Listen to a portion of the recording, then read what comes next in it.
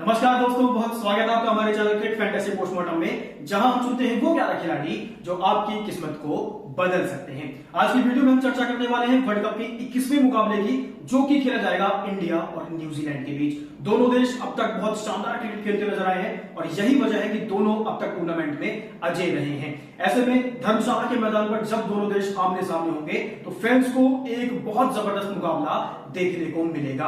आज इसी मैच पर आज हम चर्चा करेंगे। इसी मैच के मैं आपको रिकॉर्ड्स बताऊंगा और साथ ही वो भी बताऊंगा कि कौन से ड्रीम 11 के वो 11 खिलाड़ी आप चुन सकते हैं जो आपके ड्रीम 11 जीतने का सपना साकार कर सकते हैं। लेकिन उससे पहले मैं आपसे रिक्वेस्ट करना चाहूंगा दोस्तों कि अगर अब तक आपने हमारे चैनल को सब्सक्राइब नहीं किया है तो इसको सब्सक्राइब कर लीजिए, ताकि हमारी वीडियो आपके फोन और आप तक आसानी से पहुंच सके। क्योंकि हम अपने चैनल में लगभग हर मुकाबले का ड्रीम 11 एनालिसिस करते हैं, 360 डिग्री विश्लेषण करते हैं और फिर चुनते हैं वो 11 खिलाड़ी जो आपके लिए और आपकी ड्रीम 11 टीम के लिए बहुत इंपॉर्टेंट होते हैं। इसके अलावा अगर आप अब तक हमारे टेलीग्राम परिवार से नहीं जुड़े तो टेलीग्राम चैनल से भी जुड़ जाइए, क्योंकि हम वहां पर डालते हैं लाइव टीम। टेलीग्राम चैनल से जुड़ने के लिए आप हमारे कमेंट बॉक्स में जाइए, डिस्क्रिप्शन बॉक्स में जाइए और हमारे परिवार से जुड़ जाइए, क्योंकि आपको मिलेगी वहां पर एकदम सटीक और बेहतरीन टीम, वो भी लाइव। चलिए मैच प्रीव्यू की शुरुआत करेंगे और सबसे पहले मैं आपको बता दूं कि भारत और न्यूजीलैंड की टीम ये मैच खेलती नजर आएगी धर्मशाला के मैदान पर, जो कि हसीन वादियों में है और क्रिकेट फैंस को, क्रिकेट पंडित को और दुनिया भर के खेल प्रेमियों को यह मैदान बहुत रास आ रहा है, क्योंकि धर्मशाला का यह मैदान बर्फ से ढकी पहाड़ियों के बिल्कुल बीच में है और जब इसका ड्रोन व्यू लिया जाता है तो ये बहुत आकर्षक और बहुत शानदार नजर आता है और इसीलिए इस मैदान को दुनिया का सबसे खूबसूरत मैदान कहा जा रहा है। मैं आपको बता दूं, भारत और न्यूजीलैंड के बीच ये मुकाबला जो है वो 22 अक्टूबर को इसी मैदान पर खेला जाना है। रविवार के दिन खेला जाएगा और टीम इंडिया इस मुकाबले को जीतने के लिए पूरी जी जान लगा देगी। दोपहर 2 बजे से मुकाबला शुरू होगा और जो इस स्टेडियम की कैपेसिटी है वो 23,000 दर्शकों की है। और फेवरेट्स की बात करूं तो यहां पर किसी को भी तय कर पाना कौन ज्यादा फेवरेट है बहुत मुश्किल है। हालांकि मैंने जर्सी ब्लू ब्लैक जरूर पहनी है, लेकिन मेरा दिल और दिमाग दोनों कहता है कि भारतीय टीम इस मुकाबले को जीत रही है। लेकिन 51% भारतीय टीम जीत रही है, लेकिन 49% हमको न्यूजीलैंड को भी देना होगा, क्योंकि वो इस टूर्नामेंट में अब तक बहुत शानदार खेलते नजर आए हैं।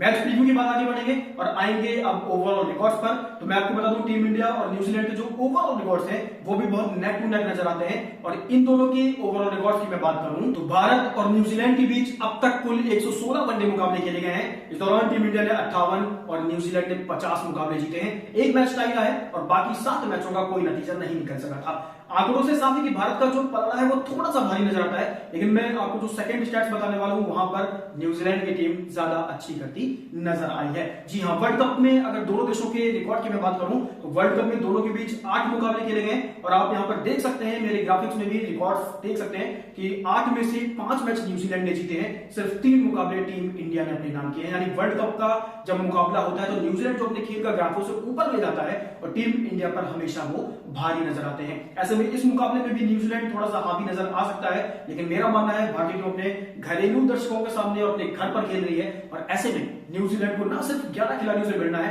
बल्कि टीम इंडिया को फॉलो करने वाले उन करोड़ों क्रिकेट प्रेमियों से भी भिड़ना होगा जो टीम इंडिया की सबसे बड़ी ताकत नजर आते हैं। आखिरी 5 मैचों की बात करूं तो दोनों देशों के जो रिकॉर्ड्स हैं वो एकदम सेम है। यानी आखिरी 5 में से टीम इंडिया ने 4 मुकाबले जीते हैं, सिर्फ 1 में हार मिली है और न्यूजीलैंड की टीम ने भी 4 जीते हैं और सिर्फ 1 में हार उनको मिली है। आंकड़ों से साफ है दोस्तों कि कुछ भी कह पाना बहुत मुश्किल है कि कौन जीतेगा। हम सिर्फ टीम इंडिया को फेवरेट इसलिए मान रहे हैं कि वो अपने घर पर खेल रहे हैं और वहां पर उनके साथ जो है वो एक समर्थकों का हुजूम होता है जो एक टीम को बहुत ताकत देता है। लेकिन न्यूजीलैंड की टीम किसी भी कंडीशंस में, किसी भी परिस्थिति में बहुत शानदार क्रिकेट खेलती है और इसीलिए 49% न्यूजीलैंड और 51% इंडिया इस मुकाबले को जीत सकती है। अब मैं आपको बता दूं कि धर्मशाला के जो रिकॉर्ड्स हैं वो क्या कहते हैं। तो धर्मशाला के रिकॉर्ड्स की मैं बात करूं तो यहां पर हाईएस्ट टीम टोटल इंग्लैंड की टीम ने बनाया, जिन्होंने इसी वर्ल्ड कप में इस मैदान पर 364 रन बनाए थे। सबसे ज्यादा रन बनाने की बात करूं तो विराट कोहली ने इस मैदान पर सबसे ज्यादा रन बनाए हैं और उनके बल्ले से 212 रन इस मैदान पर निकल चुके हैं, जो कि किसी भी बल्लेबाज द्वारा इस मैदान पर सबसे ज्यादा रन बनाने का रिकॉर्ड है। हाईएस्ट पारी खेलने की बात करूं तो यहां पर विराट कोहली के बल्ले से नहीं बल्कि डेविड मलान के बल्ले से इस मैदान पर सबसे ज्यादा रनों की पारी देखने को मिली है। उन्होंने यहां पर 140 रनों की पारी खेली थी। सेकंड नंबर पर विराट कोहली आते हैं, जिन्होंने यहां पर 126 रन बनाए थे। सबसे ज्यादा शतक लगाने की बात करूं तो 4 बल्लेबाजों ने इस मैदान पर एक एक शतक लगाए हैं, जिसमें विराट कोहली भी इस मैदान पर एक शतक लगा चुके हैं। सबसे ज्यादा छक्के लगाने की बात करूं तो यहाँ पर सुरेश रैना ने सबसे ज्यादा छक्के लगाए हैं, 7 छक्के उनके बल्ले से निकल चुके हैं। इसके अलावा मैं सबसे ज्यादा विकेट लेने की बात करूं तो यहाँ पर शरीफुल इस्लाम ने इस मैदान पर सबसे ज्यादा विकेट लिए हैं। उन्होंने अपनी गेंदबाजी से इस मैदान पर 5 विकेट झटकने का कीर्तिमान किया था, जो कि किसी भी गेंदबाज का सबसे ज्यादा विकेट लेने का रिकॉर्ड है इस मैदान पर। तो आपने देखा कि इस मैदान के जो रिकॉर्ड्स हैं उसमें विराट कोहली का नाम बार बार आ रहा है, और ऐसे में विराट कोहली आपकी टीम में जरूर होने चाहिए। आगे बढ़ूंगा और अब मैं आपको बताऊंगा वो 11 खिलाड़ी जिनको हमने इस टीम में शामिल किया है। सबसे पहले मैं आपको बता दूं कि हमने अपनी टीम में 2 विकेट कीपर, 4 बल्लेबाज, 2 ऑलराउंडर और 3 गेंदबाजों को जगह दी है। और इसके अलावा मैं आपको यह भी बता दूं कि हमने जो कॉम्बिनेशन बनाया है वो 6 और 5, यानी 6 खिलाड़ी भारतीय टीम के और 5 खिलाड़ी न्यूजीलैंड के रखे हैं। अब मैं आपको ये उनके नाम बता दूं कि कौन से हमने 11 खिलाड़ी चुने हैं, और उसके बाद मैं आपको यह बताऊंगा कि आखिर हमने इन खिलाड़ियों को चुना है तो इसके पीछे की वजह क्या है। हमने अपनी टीम में केएल राहुल और डेवॉन कॉनवे को as a wicket keeper, Virat Kohli, Rohit Sharma, Shreyas Iyer और इसके अलावा ग्लेन फिलिप्स को एज अ बैट्समैन चुना है। वही ऑलराउंडर में हमने मिचेल सैंटनर और रचिन रविंद्र को चुना है, और गेंदबाजों की मैं बात करूं तो जसप्रीत बुमराह, मोहम्मद सिराज और इसके अलावा मैट हेनरी को हमने बतौर गेंदबाज अपनी टीम में शामिल किया है। अब चलिए जान लेते हैं कि इन खिलाड़ियों को अगर हमने चुना है तो आखिर उनको चुनने के पीछे की वजह क्या है। सबसे पहले हम बात करेंगे डेवॉन कॉनवे की, जो न्यूजीलैंड के सुपरस्टार हैं। टीम इंडिया के खिलाफ हमेशा इनका बल्ला चलता है, और वर्ल्ड कप में इस खिलाड़ी ने अपने बल्ले की धमक से विरोधी गेंदबाजों के पसीने छुड़वाए हैं। इनके स्टैट्स की मैं आपको बताऊं तो इनके स्टैट्स टीम इंडिया के खिलाफ इन्होंने 6 मुकाबले खेले हैं, 54.25 के एवरेज और 96.44 के स्ट्राइक रेट से इन्होंने कुल 217 रन बनाए हैं। एक शतक इनके बल्ले से निकल चुका है, और इनका जो हाईएस्ट स्कोर है भारत के खिलाफ वो जो है 138 रन का देखने को मिला है। इनके आंकड़ों से साफ है कि बहुत शानदार पारी खेलते हैं। वर्ल्ड कप में अच्छा खेला है इन्होंने, टीम इंडिया के खिलाफ अच्छा खेला है, और यही वजह है कि धर्मशाला का जो मैदान है वो इनको सूट करता नजर आ सकता है। अगर टीम इंडिया को इनको आउट करना है तो स्पिनर्स एक निर्णायक भूमिका निभा सकते हैं। कुलदीप यादव या रविंद्र जडेजा को जल्दी गेंदबाजी आप सौंप सकते हैं, और वो इन पर नकेल लगाते नजर आ सकते हैं, जैसा कि हमने देखा था वो मुकाबला अफगानिस्तान के खिलाफ। आगे बढ़ूंगा, बात करेंगे दूसरे विकेट कीपर बल्लेबाज की, जिनका नाम है केएल राहुल, जो टीम इंडिया के लिए इस समय शानदार फॉर्म से गुजरते नजर आ रहे हैं। इनके स्टैट्स में आपको बताऊं तो इन्होंने न्यूजीलैंड के खिलाफ 4 मैचों में 68.33 के एवरेज और 106.77 के स्ट्राइक रेट से 205 रन बनाए हैं। एक शतक और एक अर्धशतक इनके बल्ले से निकल चुका है, और इनका जो हाईएस्ट स्कोर है न्यूजीलैंड के खिलाफ वो 112 रन रहा है। रिसेंट फॉर्म की मैं बात करूं तो इन्होंने 34, 19, 97 और 26 का स्कोर किया है। एक पारी में इनको बल्लेबाजी का मौका नहीं मिला था। हमने देखा है कि चोट के बाद से जब इन्होंने वापसी की है बहुत शानदार पारियां खेलते नजर आए। विकेट कीपर के बाद आगे बढ़ेंगे और बात करेंगे बल्लेबाजों की, और सबसे पहले हम बात करेंगे विराट कोहली की, जो टीम इंडिया की आन बान और शान है। वर्ल्ड कप में इनका बल्ला जमकर हल्ला बोल रहा है, और यही वजह है कि विराट कोहली को आप नजरअंदाज बिल्कुल नहीं कर सकते। इनके स्टैट्स में आपको बताऊं तो इन्होंने 29 मैचों में 55.11 के एवरेज और 95.40 के स्ट्राइक रेट से न्यूजीलैंड के खिलाफ 1433 रन बनाए हैं। इनके बल्ले से 8 अर्धशतक और 5 शतक निकल चुके हैं, और कीवियों के खिलाफ इनका जो हाईएस्ट स्कोर है वो 154 रन रहा है। रिसेंट फॉर्म की मैं बात करूं तो इनकी जो हालिया फॉर्म है बहुत गजब की है दोस्तों। 108, 16, 55, 85 और 56 का स्कोर इन्होंने अपनी आखिरी 5 पारियों में किया है, जो दिखाता है विराट कोहली का जो कद है वो बहुत बढ़ा हुआ नजर आ रहा है। आगे बढ़ेंगे और बात करेंगे रोहित शर्मा की। मैं कहूंगा कि इस खिलाड़ी को आप थोड़ा सा रिस्क पर अपनी टीम में शामिल करें, क्योंकि रोहित शर्मा लगातार अच्छी क्रिकेट खेलते नजर आए हैं, और रोहित के साथ एक चुनौती होती है कि जब वो 4-5 मैच अच्छा खेल जाते हैं तो उसके बाद कुछ समय के लिए वो फ्लॉप नजर आते हैं। लेकिन मैं कहूंगा कि वो रिस्क पर है, लेकिन मैं वो रिस्क ले रहा हूं, और मैं रोहित के साथ जरूर जाऊंगा इस मैच में, क्योंकि रोहित एक मिशन पर है और वो उस मिशन को पूरा करके ही दम लेंगे। इसलिए मैं रोहित के साथ जाना चाहूंगा, लेकिन अगर आप रोहित को चुन रहे हैं तो अपने रिस्क पर टीम में शामिल करें। रोहित की स्टैट्स में आपको बताऊं तो इनके स्टैट्स न्यूजीलैंड के खिलाफ काफी अच्छे रहे हैं। 27 मैचों में 37.04 के एवरेज और 82.23 के स्ट्राइक रेट से इन्होंने कीवियों के खिलाफ 889 रन बनाए हैं।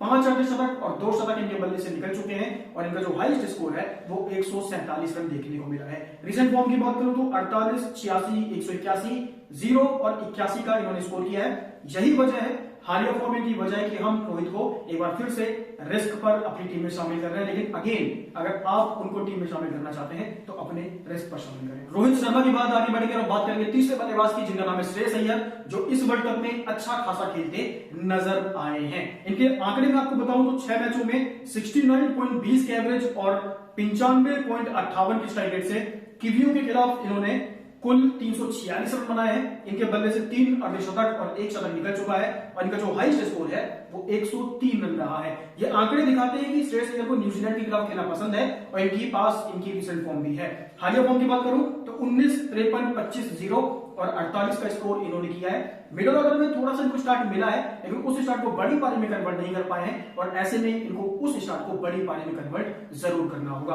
अय्यर के बाद आगे बढ़ेंगे और बात करेंगे ग्लेन फिलिप्स की, जिनको हमने एज अ फोर्थ बैट्समैन अपनी टीम में शामिल किया है। टीम इंडिया के खिलाफ इनके स्टैट्स ज्यादा अच्छे हैं नहीं दोस्तों, लेकिन इनकी रिसेंट फॉर्म बहुत अच्छी रही है और इसीलिए हमने इस खिलाड़ी को अपनी टीम में शामिल किया है। इनके स्टैट्स में आपको बताऊं तो इन्होंने भारत के खिलाफ 6 मैचों में 17.33 के एवरेज और 65.82 के स्ट्राइक रेट से महज 52 रन बनाए हैं। ना कोई शतक है, ना कोई अर्धशतक है और इनका जो हाईएस्ट स्कोर टीम इंडिया के खिलाफ रहा है वो 36 रन रहा है। अपनी पार्ट टाइम गेंदबाजी से ये विकेट भी निकालते हैं और अपनी बल्लेबाजी से ये रन भी बनाते हैं और यही वजह है ये खिलाड़ी इंपॉर्टेंट हो जाता है आपकी टीम के लिए। चलिए आगे बढ़ेंगे और बात करेंगे ऑलराउंडर्स की। सबसे पहले बात करेंगे टीम इंडिया के खिलाफ पहली बार मुकाबला खेलने जा रहे हैं रचिन रविंद्र की, जो कि मूल रूप से भारत के रहने वाले हैं। इनके स्टेप्स में आपको बताऊं तो इन्होंने अब तक अपने ओवरऑल करियर में, क्योंकि भारत के खिलाफ इनका पहला मुकाबला होगा, 16 मैचों में 36.72 के एवरेज और 109.18 के स्ट्राइक रेट से कुल 404 रन बनाए हैं। 1 शतक और 2 अर्धशतक इनके बल्ले से निकल चुके हैं और इनका जो हाईएस्ट स्कोर है वो 123 रन है, जो कि वर्ल्ड कप के पहले मैच में इनके बल्ले से निकला था। अपनी शानदार गेंदबाजी के दम पर इन्होंने कुल 14 विकेट भी झटके हैं, जो दिखाता है बल्ले और गेंद दोनों से न्यूजीलैंड के लिए काफी उपयोगी रहे हैं। रिसेंट फॉर्म की बात करूं तो 123, 51, 9 और इसके अलावा 32 रनों की पारी उन्होंने अपनी आखिरी 4 पारियों में खेली है, जो दिखाता है कि लगभग हर मुकाबले में रचिन रविंद्र काफी अच्छा खेल दिखाते नजर आ रहे हैं। दूसरे ऑलराउंडर की बात करूंगा जिनका नाम मिचेल सेंटिनल, जो कि न्यूजीलैंड के लिए एक शानदार भूमिका निभा रहे हैं, चाहे वो गेंद हो चाहे वो बल्ला हो। मिचेल सेंटिनल ने अब तक कुल भारत के खिलाफ 21 मैच खेले हैं और इस दौरान उन्होंने टीम इंडिया के खिलाफ 253 रन बनाए हैं। 1 अर्धशतक उनके बल्ले से निकल चुका है। इसके अलावा अपनी बेहतरीन गेंदबाजी के दम पर उन्होंने 13 विकेट भी झटकाए हैं और इसीलिए ये खिलाड़ी टीम इंडिया के लिए एक खतरा बन सकता है। और इसके अलावा रिसेंट फॉर्म की मैं बात करूं तो ये वर्ल्ड कप में इस समय लीडिंग विकेट टेकर भी बने हुए हैं। इसलिए सेंटिनल से भारतीय टीम को बचना होगा, क्योंकि अगर सेंटिनल अच्छी गेंदबाजी कर गए और बाद में आकर बल्लेबाजी कर गए तो भारतीय टीम के लिए ये मैच जीतना थोड़ा सा मुश्किल नजर आ सकता है। आगे बढ़ेंगे और बात करेंगे गेंदबाजों की। हमने 3 गेंदबाज अपनी टीम में शामिल किया, मैंने आपको जैसा बताया। सबसे पहले हम बात करेंगे उस गेंदबाज की जो इस समय न्यूजीलैंड की तरफ से सबसे शानदार गेंदबाजी कर रहा है मिचेल सेंटिनल के साथ कंधे से कंधा मिलाकर, और जिनका नाम है मैट हेनरी। मैट हेनरी की मैं बात करूं तो इन्होंने भारत के खिलाफ अब तक कुल 9 मैचों में 22.93 के एवरेज और 4.22 के कॉन्फिडेंस से 15 विकेट झटके हैं। पारी में 4 विकेट 2 बार ले चुके हैं और इनका बेस्ट परफॉर्मेंस 35 रन लेके 4 विकेट रहा है। इनकी रिसेंट फॉर्म की मैं बात करूं तो 1, 2, 3, 3, 2 यानी 3, 3, 6, 2, 8, 2, 10 और 11 विकेट चुका चुके हैं।